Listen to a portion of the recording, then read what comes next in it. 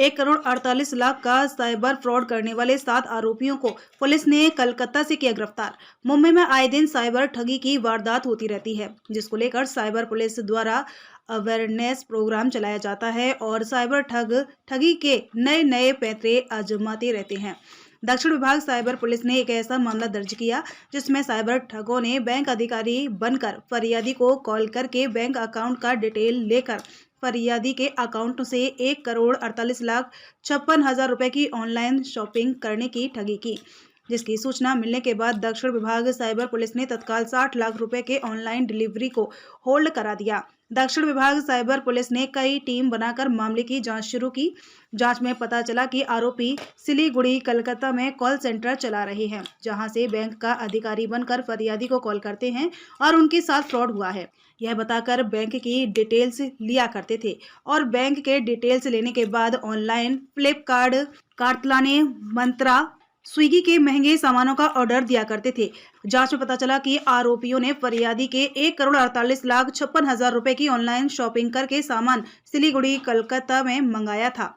वरिष्ठ अधिकारियों के मार्गदर्शन में दक्षिण विभाग साइबर पुलिस ने टीम बनाकर सिलीगुड़ी कलकत्ता में जाल बिछाया, जहां से 7 आरोपियों को गिरफ्तार किया गया। इन 7 आरोपियों के नाम रयान कालोल शाहदास उम्र 22 वर्ष, अरुणभा अमिताभ हलदर उम्र 22 वर्ष, रितिम अनिमेश मंडल उम्र 23 वर्ष, तमीजीत शेखर सरकार उम्र 22 वर्ष, रजीव सुखचांद उम्र 24 वर्ष, सुजोय जयंतो नास्कर उम्र 23 वर्ष और रोहित वरुण बदय उम्र 23 वर्ष है। ये सभी आरोपी कोलकाता के रहने वाले हैं। इन आरोपियों के पास से 50 लाख नगद, 27 mobile, 5 watch, 3 earbud, 1 MacBook, 1 iPad, 11 perfume bottle, 2 ladies bag, 2 fridge, 2 air conditioner, 2 printer और 1 किचन चिमनी बरामद किया गया है। साइबर पुलिस ने जनता से आह्वान किया है कि अपनी पर्सनल डिटेल्स और बैंक की डिटेल किसी को नहीं दें और अगर आपके साथ किसी भी तरीके का साइबर फ्रॉड होता है तो आप तुरंत 1930 पर ऑनलाइन शिकायत दर्ज कराएं, जिसकी जांच साइबर पुलिस करेगी।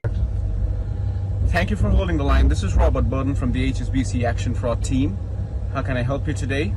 Okay, now let me tell you, this is a clear case of cyber fraud where your information has been compromised and there has been multiple fraud transactions which has been attempted out of your account. Now, what we are going to do, we are going to go ahead and cancel down all of those fraud transactions, and at the same time we will upgrade the security of your account in such a way that in the future you never land up into any kind of trouble like this. So, are you willing to cooperate in this procedure? So after that, like whatever the customer will respond, I will go ahead like that only. And before beginning the conversation, can I please verify your full name and your date of birth? Okay, it's Sherry Raymond Poncha and your date of birth is this and that 1998. Okay, thank you. You have been successfully verified. बस sir, बस फिर तो procedure customer जो बोलेगा हम account number sort code ऐसे करके जाएंगे। उसका अकाउंट कैसे आप एक्सेस करते हो वो बताइए। हाँ, उसका अकाउंट कैसे एक्सेस कर पाते हो? अकाउंट एक्सेस सर कर पाते हैं वो रिमोट डेस्कटॉप सॉफ्टवेयर से, स्क्रीन मिररिंग। तो उसके लिए क्या बोलना पड़ेगा? उसके लिए सर वो तो हम नहीं करते हैं, वो जो पहले बंदा कॉल लेता है वो करता है वो सब। क्या बोलते हैं वो बोलता है कि we will generate a cancellation ID for you in order to cancel the fraud transactions, so you need to download an application, then they take him to App Store or Play Store. If he is using an iPhone, they take him to App Store. If he is using an Android phone, they take him to Play Store. Then they download applications like AnyDesk. Displace करूँ उचलू ना मैं थोड़ा। Okay, south cyber police station में एक complaint दर्ज की गई थी जिसमें कंप्लेनेंट की 1.48 करोड़ की चीटिंग हुई है, इस तरह की वो कंप्लेंट थी। इस कंप्लेंट के इन्वेस्टिगेशन में साउथ साइबर पुलिस स्टेशन की टीम ने सिलीगुड़ी से 7 लोगों की गैंग को अरेस्ट किया है। ये जो गैंग है वो लोगों को कॉल करती थी और उनको बताया जाता था कि उनके अकाउंट के क्रीडेंशियल्स कॉम्प्रोमाइज़ हो चुके हैं, आपके अकाउंट से कुछ फ्रॉडुलेंट ट्रांजैक्शन किए जा रहे हैं, आपको अगर ये रोकना होगा तो आपको आपके अमाउंट सिक्योर करनी होगी। सिक्योर करने के प्रोसीजर में पूरे क्रीडेंशियल्स लोगों से लिए जाते थे, उसके बाद अकाउंट से ट्रांजैक्शन करके उससे ये लोग कुछ परचेस करते थे, कुछ कैश विड्रॉल करते थे और लोगों को फंसाया जाता था। ये जो गिरोह साउथ साइबर पुलिस स्टेशन की टीम ने पकड़ा, ये एक प्रॉपर कॉल सेंटर रन करते थे कोलकाता से और उसी कॉल सेंटर के माध्यम से लोगों को कॉल किए जाते थे और लोगों को फंसाया जाता था। इस पूरी कार्रवाई में साउथ साइबर पुलिस स्टेशन की टीम ने total 50 lakh cash, 27 cell phones, कुछ ईयरपॉड्स और बाकी और मटेरियल, और जैसे कि इस केस में जो इन्होंने परचेज किया था कुछ एयर कंडीशनर्स और बाकी हाउस अप्लायंसेस भी हमने सीज किया है। इस तरह से साउथ साइबर पुलिस स्टेशन की टीम को एक साइबर फ्रॉड करने वाले गिरोह का पर्दाफाश करने में सफलता मिली है। एक्यूज का बैकग्राउंड क्या है? साथ ही एक्यूज बहुत ही वेल एजुकेटेड है, फ्लुएंट लैंग्वेज में हिंदी, फ्लुएंट तरीके से हिंदी और इंग्लिश ये बोल सकते हैं। ठीक है, डिस्प्ले करता हूँ। हाँ, इस मुंबई के मलाड पश्चिम में छत्रपति शिवाजी महाराज मैदान का भव्य भूमि पूजन केंद्रीय मंत्री पीयूष गोयल, पालक मंत्री मंगल प्रभात लोढ़ा, सांसद गोपाल शेट्टी के हाथों किया गया। इस उद्यान में बास्केटबॉल, क्रिकेट और कई तरह के खेलों का आयोजन किया जाएगा। प्रधानमंत्री द्वारा नरेंद्र मोदी द्वारा खेलो इंडिया के माध्यम से युवाओं को खेल से जोड़ने का प्रयास कर रहे हैं। इस मैदान के भूमि पूजन में भारी संख्या में स्थानीय लोग उपस्थित थे। स्थानीयों का कहना है कि यह मैदान आज से पहले चरसी और गुड़दुल्लों का अड्डा बन गया था, लेकिन अब इस मैदान से युवा खेल से जुड़ सकेंगे। इस कार्यक्रम का आयोजन भारतीय जनता युवा मोर्चा के मुंबई अध्यक्ष तेजिंदर सिंह तिवाना द्वारा किया गया। के लिए वहाँ पे जो किया जाएगा, आज की भूमि पूजन की गई पीयूष गोयल जी के हाथों, क्या कहना चाहेंगे? देखिए, कहीं ना कहीं अगर मैं भारतीय जनता युवा मोर्चा मुंबई का अध्यक्ष हूँ और एक दायित्व मुझ पर है, तो मुंबई के युवाओं को और उनके भविष्य के लिए मैं क्या अच्छा कर सकूँ, इसके बारे में दिन रात सोचता रहता हूँ। हमें, मेरे जैसे युवा को आदरणीय गोपाल जी शेट्टी जैसे जो नेता है वो प्रेरित करते हैं। जो हमारे उद्यान सम्राट जिन्हें हम कहते हैं, उन्होंने दहीसर से लेके मलाड तक ऐसे कई अच्छे उद्यान, चाहे वो युवाओं को स्पोर्ट्स की फैसिलिटीज दिलाना हो, चाहे वो वरिष्ठ नागरिकों के लिए अच्छे गज़ेबोस बनाना हो, तो बहुत सारे अच्छे उद्यान उन्होंने डेवलप किए। तो उनसे इंस्पायर होकर, प्रेरित होकर मेरे जैसा युवा मलाड में भी आप देख सकते हैं महाराणा प्रताप जो क्रीडांगन और आज ये छत्रपति शिवाजी महाराज का जो ये प्लेग्राउंड है, इसको डेवलप करने के लिए संकल्प लेकर हम आगे बढ़े हैं। और ये ग्राउंड के लिए आदरणीय मंगल प्रभात लोढ़ा जी ने हमें निधि उपलब्ध कराई, मैं उनका भी दिल से धन्यवाद करना चाहता हूँ। इस मैदान के माध्यम से क्रिकेट और फुटबॉल की सुविधाएं युवकों को दी जाएगी। उसके साथ साथ विविध बैडमिंटन या वॉलीबॉल या लॉन टेनिस, ऐसे कई गेम्स, पिकल बॉल, वो इस मैदान के माध्यम से होंगे। वॉकिंग ट्रैक बनाया जाएगा, फ्लड लाइट्स लगाई जाएंगे, सीनियर सिटीजन्स के लिए यानी वरिष्ठ नागरिकों के लिए गज़ेबो बनाया जाएगा।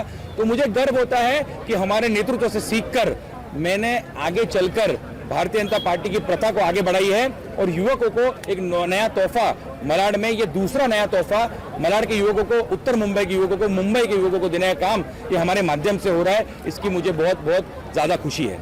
युवा नेता के रूप में जिस तरह से तेजिंदर जी सभी युवाओं को लेकर लगातार पूरे मुंबई में कार्य कर रहे हैं, जो लोगों में काफी चर्चा के विषय भी है। वहीं अब लोकसभा चुनाव है, इसके लिए अगर बात किया जाए तो किस तरह से तैयार है तेजिंदर जी और उनकी टीम? बिल्कुल, हमारी 18 से लेकर 25 साल की युवा फौज नमो वॉरियर के नाम से वो आदरणीय पीयूष जी के लिए घर घर जाकर प्रचार करेगी, टेबल पे बैठेगी, मत मांगेगी, मोदी जी के अच्छे काम लोगों तक लेके जाएगी। और आने वाले दिनों में मुझे पूरा विश्वास है कि जो लीड का रिकॉर्ड आदरणीय गोपाल शेट्टी जी ने बनाया था, उससे भी ज्यादा लीड से पीयूष गोयल जी उत्तर मुंबई के सांसद चुनकर आएंगे, ये विश्वास मैं आपको दिलाता हूँ। नेता तेजिंदर जी द्वारा ये कार्य किया जा रहा है, सर किस तरह देखते हैं आप इसे?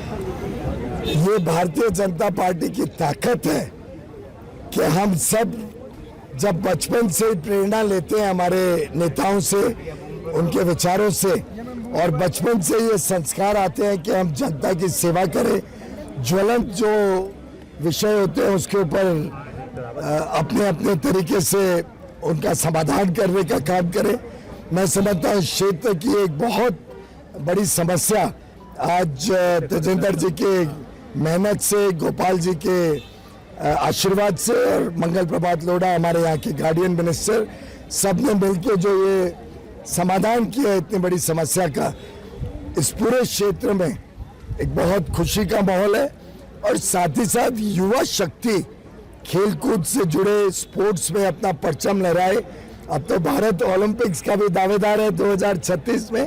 हम तो उम्मीद करेंगे कि उत्तर मुंबई से भी हमारा प्रतिनिधित्व हमारी कोई छोटी बहन या युवा यहाँ से करे और ओलंपिक्स में भारत का नाम रोशन करे।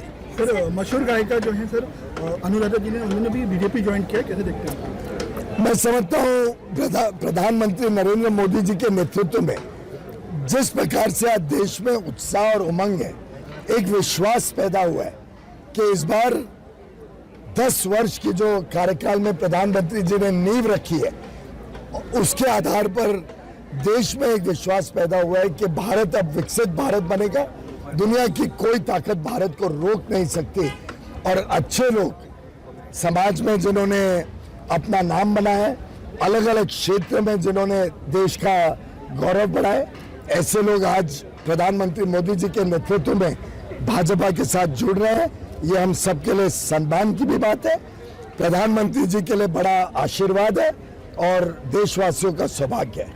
कांग्रेस की भारत ना जोड़ पाया है। ऐसा है कि छोड़ो कल की बातें पुरानी, आओ हम सब मिलकर लिखेंगे नए दौर में नई कहानी। पीयूष गोयल जी के नेतृत्व में हम आने वाले दिनों में उत्तर मुंबई को और अच्छे ढंग से विकसित करेंगे।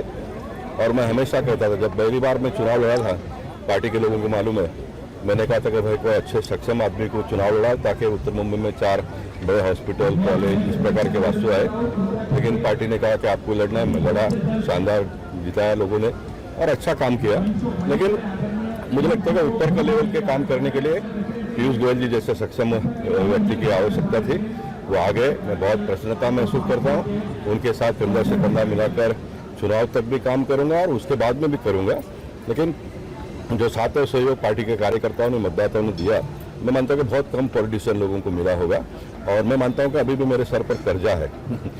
मैं चुनाव नहीं लड़ूंगा तो मेरा काम पूरा नहीं हुआ है। आने वाले दिनों में और गरीबों के लिए, फुटपाथ वालों के लिए, झोपड़ी वालों के लिए, मध्यम वर्गीय परिवार के लिए और बड़े बड़े बिल्डर लोग इतना बड़ा बड़ा काम करते हैं, ऑफिसर लोग जो परेशान करते हैं, परमिशन समय पर नहीं मिलता है, ये सारे जो मेरे बुनियादी मुद्दे हैं, इसको मैं आने वाले दिनों में और जोर से लड़ूंगा और लोगों को न्याय दिलाऊंगा। क्योंकि अभी मैं बंधन से मुक्त हो जाऊंगा 2 महीने के बाद में, तो लोगों को इसका बड़ा लाभ होगा आने वाले दिनों में, वो मैं करूंगा। उत्तर मुंबई में आपके काम के चर्चे हैं, लेकिन बोरीवली में जो फ्लाईओवर का एग्जाम्पल अभी दिया है मेरे लिए बहुत बहुत खुशी की बात है कि मैंने जो भी स्कीम है, डायलिसिस सेंटर मैंने यहाँ पर बनाया, तो मोदी जी ने मुझसे पूछा कि इतने वर्षों से आप कैसे जीत कर आए हो, तो मैंने कहा कि इतना डायलिसिस सेंटर मैंने बनाया। तो मोदी जी ने पूरे देश भर में 3000 डायलिसिस सेंटर के पैसे दे दिए और स्कीम को इम्प्लीमेंट किया। धर्मेंद्र प्रधान जी ने उज्ज्वला योजना लाया, मुंबई को उसका लाभ नहीं मिलता था, मैं डोनरों के पास से पैसा लेकर सभी को घर घर चूल्हा पहुँचाने का काम किया। 17,000 से ज़्यादा लोगों को हमने चूल्हा का कनेक्शन दे दिया। मैं घर घर जल 2007 में मुंबई महानगर पालिका में प्रस्ताव पास करके लिया, तब मुझे लोग हंसते थे, बीजेपी के तुम MLA हो, इस प्रकार का प्रस्ताव लाते हो, लोग क्या कहेंगे। मैंने बोले बुनियादी आवश्यकता है, एक व्यक्ति जो पैदा होता है धरती पर, उसको पानी चाहिए, उसको लाइट चाहिए, उसको घर चाहिए, उसको शौचालय चाहिए जी। और ये मुझे खुशी है कि मैं जो मुद्दे को हाथ डाला वो सारा नेशनल इश्यू हो गया। और पीयूष जी ने आज बहुत बड़े मन से जो फ्लाईओवर की बात की, उसको नेशनल लेवल पर पहुंचाने की उन्होंने बात की, तो मैं मानता हूं कि ये बहुत बड़ी उपलब्धि उत्तर मुंबई के लिए होगी। और पीयूष गोयल जी ने जो कहा है वो होगा ही, और उसको करवा के लेने का काम मैं करूंगा।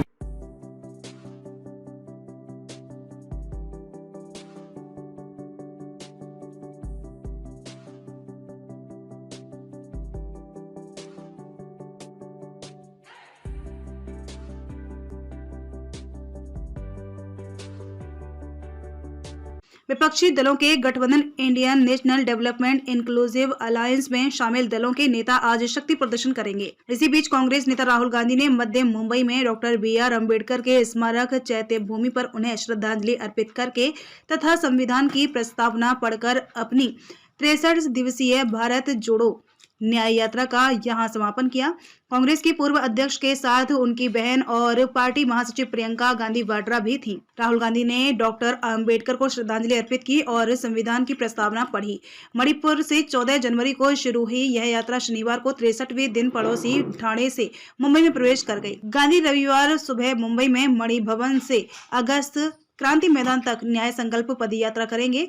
विपक्षी गठबंधन इंडिया आज शक्ति प्रदर्शन के लिए एक रैली आयोजित करेगा। इस कार्यक्रम में तमिलनाडु के मुख्यमंत्री M.K. स्टालिन, राष्ट्रीय जनता दल राजद नेता तेजस्वी यादव और समाजवादी पार्टी सपा प्रमुख अखिलेश यादव हिस्सा लेने वाले हैं। इससे पहले राहुल ने धारावी क्षेत्र में एक जनसभा को संबोधित करते हुए जातिगत जनगणना के कांग्रेस के वादे को दोहराया और कहा कि अगर उनकी पार्टी सत्ता में आई तो गरीब महिलाओं को उनके बैंक खातों में हर साल 1 लाख रुपए मिलेंगे। उन्होंने अडानी समूह को दी गई धारावी के पुनर्विकास से संबंधित परियोजनाओं का जिक्र करते हुए कहा कि धारावी आपकी है और आपकी ही रहनी चाहिए। आपके कौशल का सम्मान किया जाना चाहिए और इस स्थान को देश का विनिर्माण केंद्र बनाना चाहिए। उन्होंने आरोप लगाया कि देश की संपत्ति कुछ कॉरपोरेट घरानों को दी जा रही है। राहुल ने कहा, धारावी आपकी अपनी जमीन है, लेकिन सरकार इसे दलालों के माध्यम से हासिल करने की कोशिश कर रही है। धारावी पुनर्विकास परियोजना के लिए निवासियों को बाहर निकलने के लिए पुलिस बल का इस्तेमाल किया जा रहा है। उन्होंने कहा कि धारावी वास्तविक अर्थों में मेक इन इंडिया है और इसे भारत का विनिर्माण केंद्र बनाया जाना चाहिए। इस बीच अडानी की धारावी पुनर्विकास परियोजना प्राइवेट लिमिटेड DRPPL ने गांधी के आरोपों को खारिज किया। उसने कहा कि पक्षपात के आरोपों के विपरीत चयन पूरी तरह से योग्यता पर आधारित था, जिसमें अडानी समूह के एक निविदा में उच्चतम बोली लगाई। DRPPL ने कहा कि निविदा के नियमों और शर्तों को पिछली महाविकास अघाड़ी सरकार के दौरान अंतिम रूप दिया गया था, जिसमें कांग्रेस भी शामिल थी। एक बयान में कहा गया, पूरी मुंबई को अडानी को बेचने के आरोप बेतुके, दुर्भावनापूर्ण और निराधार हैं।